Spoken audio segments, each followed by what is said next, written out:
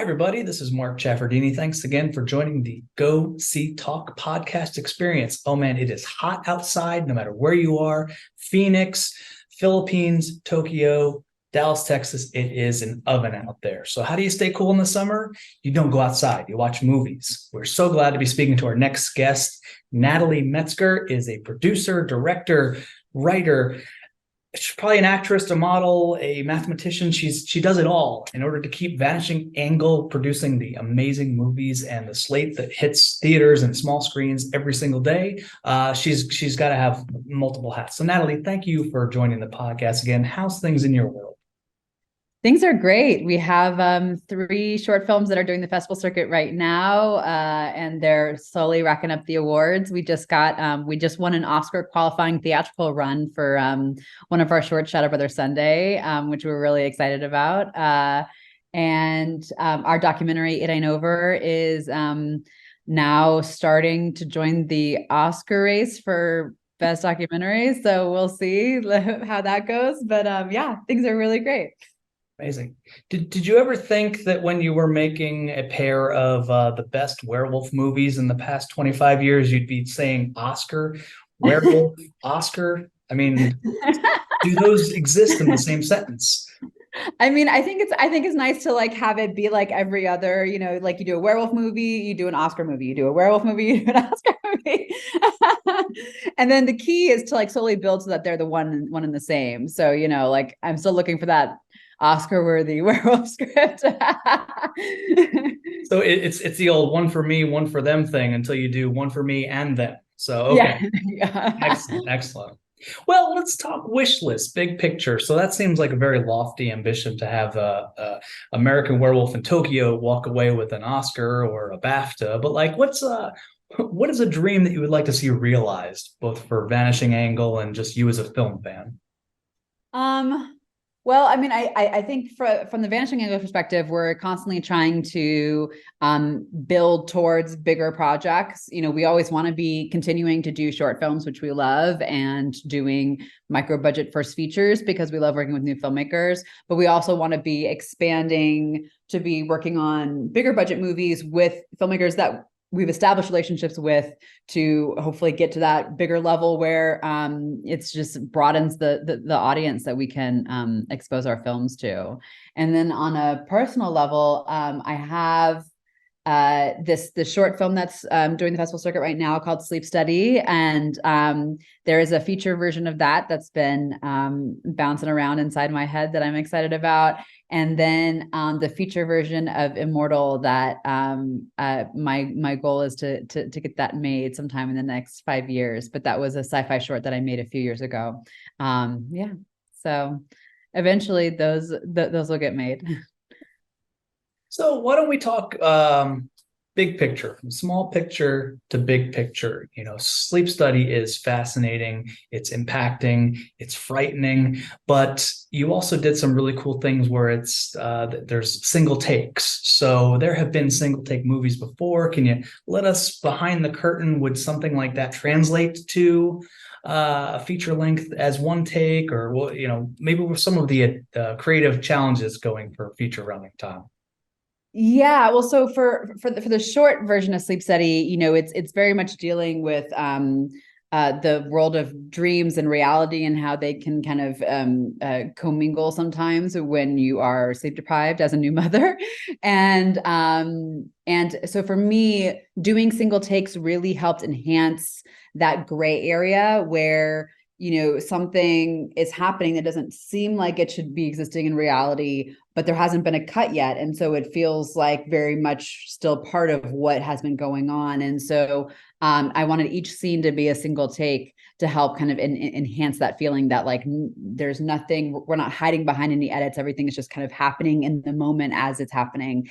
And yeah, it was very challenging to do because we were shooting in a house that has 2 stories. There was one scene that starts upstairs, it goes downstairs and back upstairs, and there's stunts on both levels. And my cinematographer looked at me like I was a little bit crazy when I first suggested it, but he was awesome, and we like just really spent a lot of time choreographing ahead of time to make sure that it was all rehearsed and prepped, and that we were able to pull it off.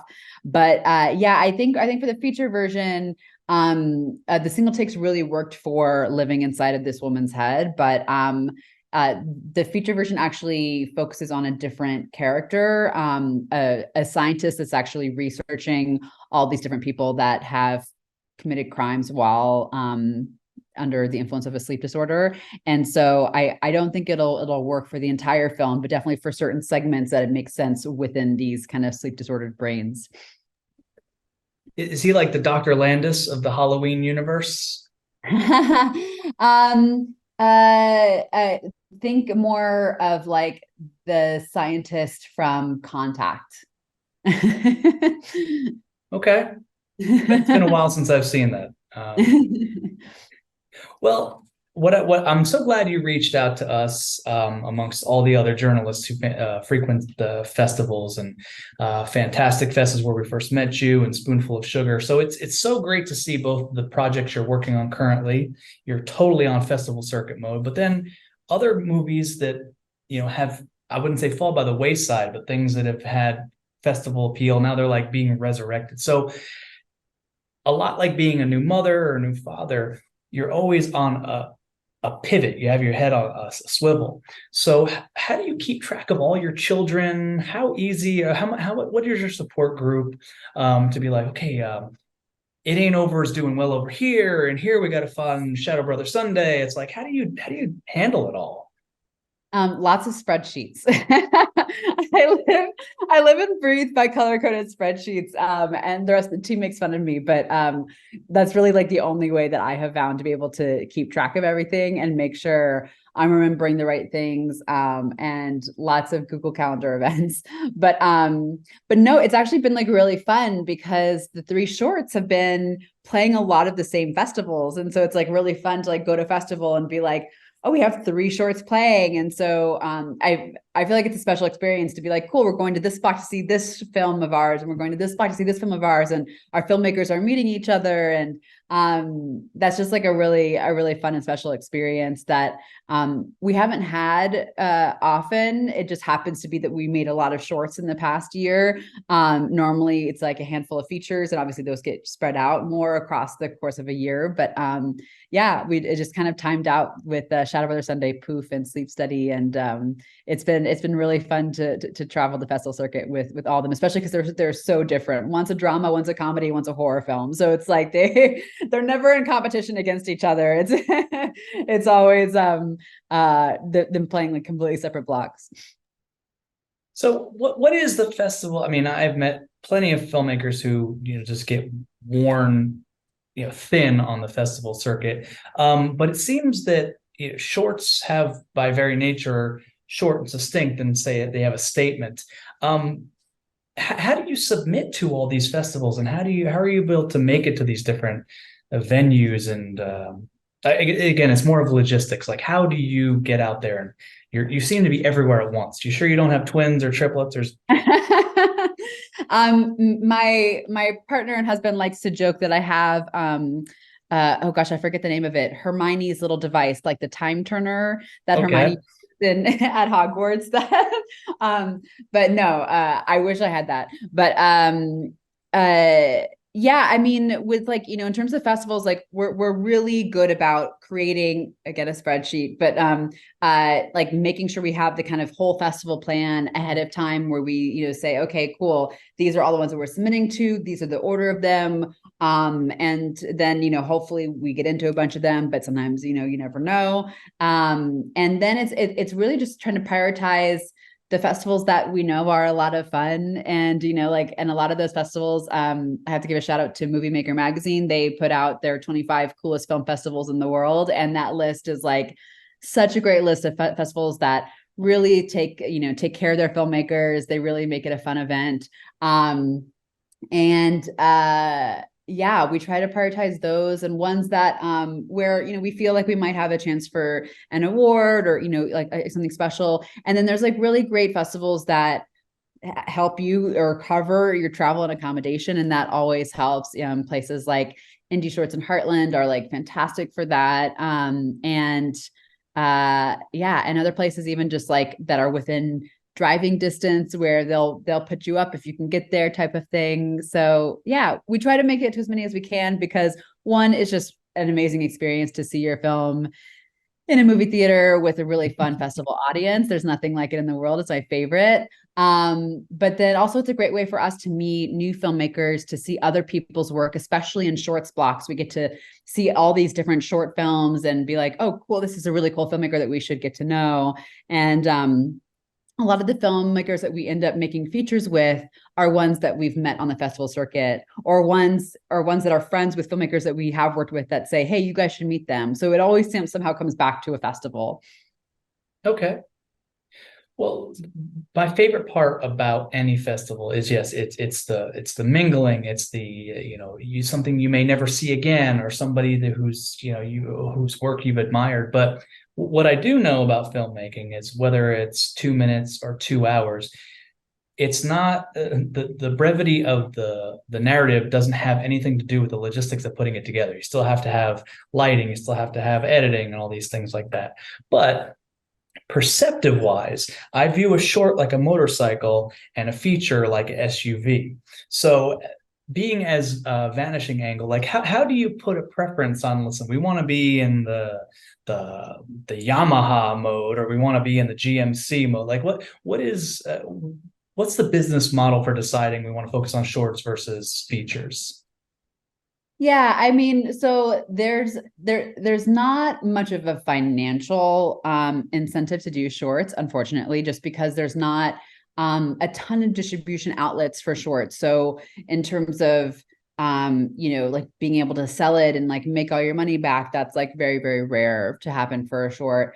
But we see them as like more like long-term investments in a filmmaker, where it's okay, if we do this short film with them, we get to know them, we get to see how they work, we get to test out our collaboration, and if it all goes well, great, let's make their first feature, let's figure out how to get their second feature pitched to a studio, let's figure out how to get them even more resources.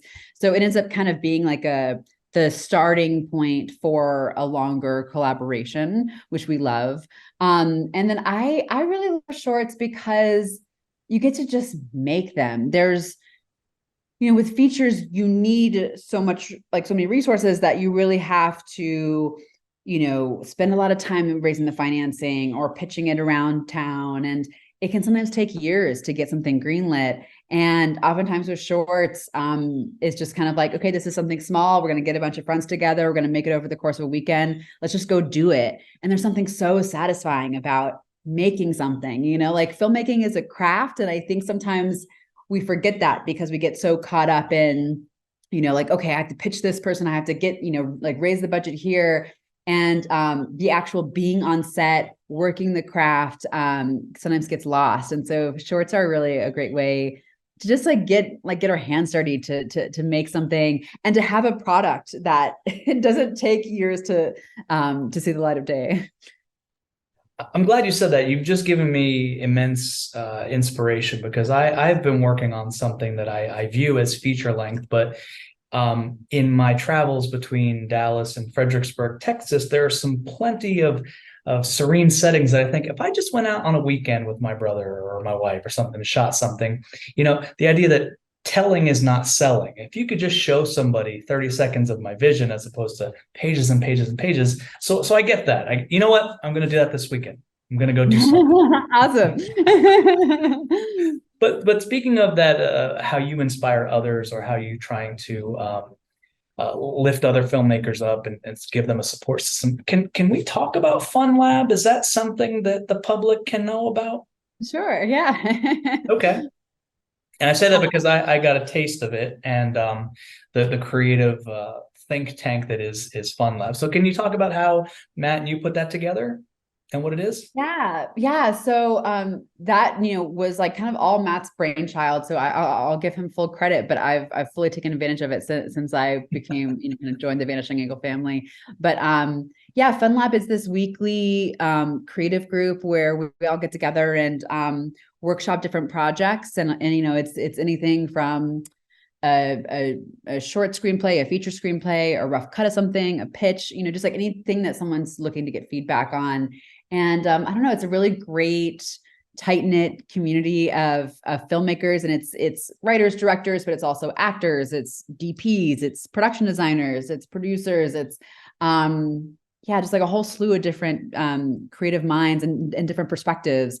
And I find it to be so helpful and useful to make a project even better, even something that I think is like totally ready to go. Script is done. I run it through Fun Lab and it's like, oh no, it can still be better. There are like all these like little things. And it's a really supportive group. And so there's a lot of trust within the group, which I think is really special.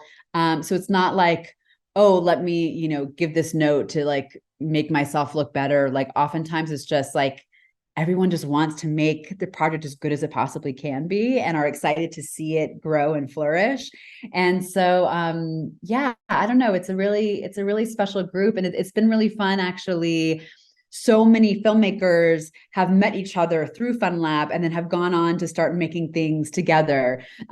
So, there's like writers who have met with a director and then brought on a producer all through Fun Lab. And, we try to support this project as much as possible, oftentimes like letting them borrow production supplies or whatever to help them get their project made. And so some of them are now doing the festival circuit. And so it's actually been really fun traveling with these short, these three Vanishing Angle shorts, and then having a couple Fun Lab shorts traveling with us and just being like, oh, it's all VA family,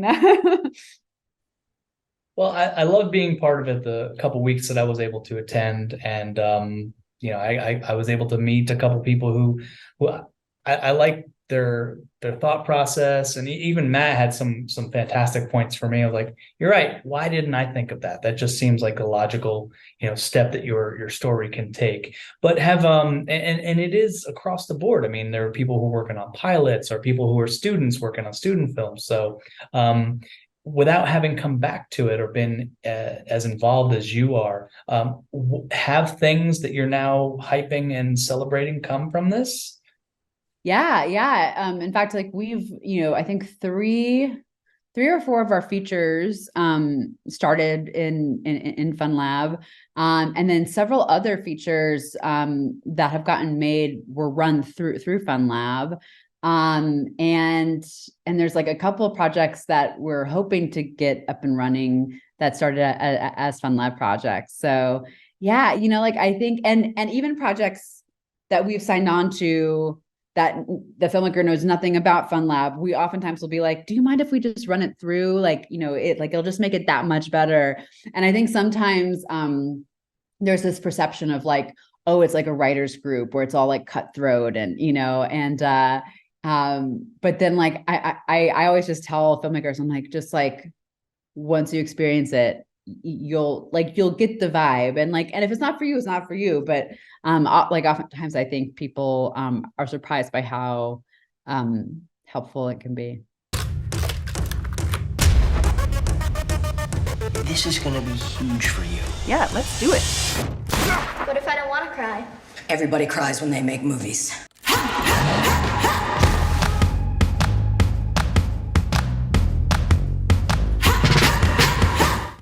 It has been. I've taken so many notes, and I'm almost intimidated by the amount of notes I got, because sometimes you go, well, how do I filter? I mean, if it's your vision, nothing's going to change the way you think, but it really does help to have an outsider's perspective or somebody who's actually done something to, help steer you. So all that's great. So you've got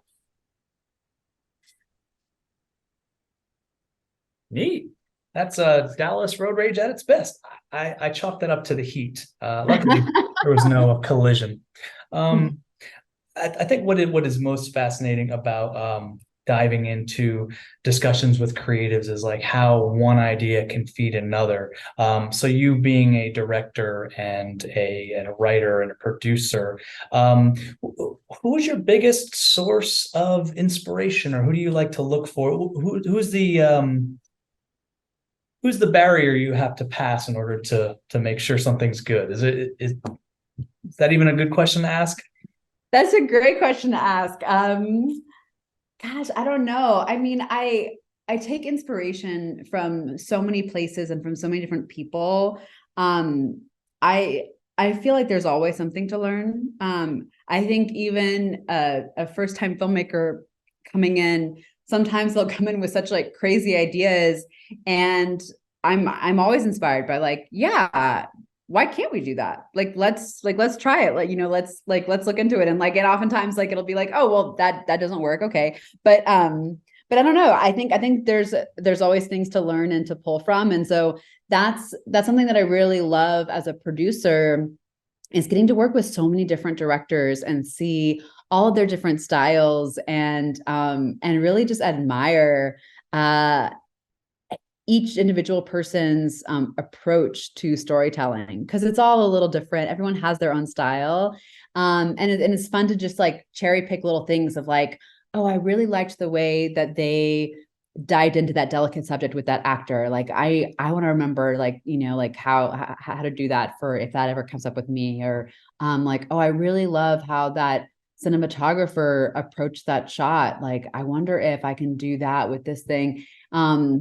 I don't know. I think it goes back to the idea of like that filmmaking is a craft. It's an art form, but it's also a craft. And I think the more oftentimes we can be on set, the better. And I think that's a tough thing when you're directing, is that oftentimes you're on set maybe only like once every couple of years, because it just takes so long to get a project up and running. And I think that's an advantage that sometimes other crew has, because they're working on a lot more projects. And so, yeah, I don't know. I mean, there's like the big filmmakers, the like, well-known filmmakers that I love taking inspiration from, and with their writing as well. But I oftentimes like find that the most effective things that I've used on set is like a little thing that I picked up from a director of a commercial that just approached this one conversation in this one specific way, type of thing. Well, I look back about the things that I like most about growing up in films. I had exposure to John Landis and John Carpenter and James Cameron and all these things, and I was looking at a lot of these filmmakers having their career, and I might be making this up, but it seems like horror is probably the entry point to a lot of, James Cameron did Piranha 2, and Tobe Hooper, and even Bob Clark, who did A Christmas Story, did Black Christmas. So all these filmmakers who start in horror, and I don't know what it is about maybe the efficiency or the sort of, I don't know, barrier to entry seems lower with horror, because maybe you can get away with stuff. Do you find anything similar like that, or is there a commonality to filmmakers when they first approach you? That's a really interesting question. I think especially in the past, I think horror was considered like lower budget.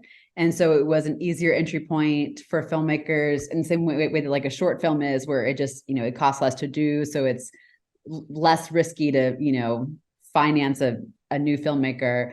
But I think horror has changed and has gotten so sophisticated that I don't think horror necessarily has that connotation anymore of like being like, kind of like B-movie status.